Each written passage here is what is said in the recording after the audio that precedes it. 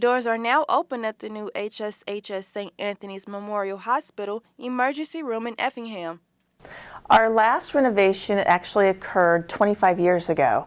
And so while it was state-of-the-art at that time, now we realize that things that were important to us at that time have changed. So patient privacy, as well as safety of our staff and of our community members, of our patients coming to serve us, are things that we really wanted to focus on during this renovation period. On Monday, the hospital conducted a blessing ceremony and ribbon cutting of the new renovation. The new ER expanded 5,000 feet and includes 17 private rooms that Murbarger says will help with the overall patient experience. So as you walk into our department, you actually have line of sight from one end of our department to the other, as well as it's light, it's fresh, and just looks up to date.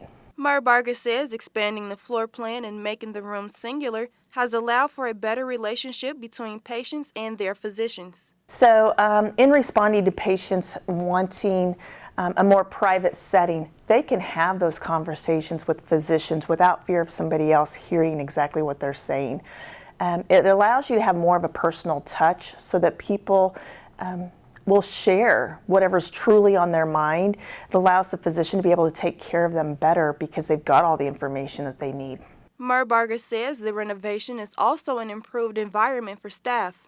Lots of advances for our patients, keeping them safer, as well as just being able to keep our staff engaged. They're able to work in a nice new facility. In Effingham, I'm Lydia Shaw reporting for WEIU Newswatch.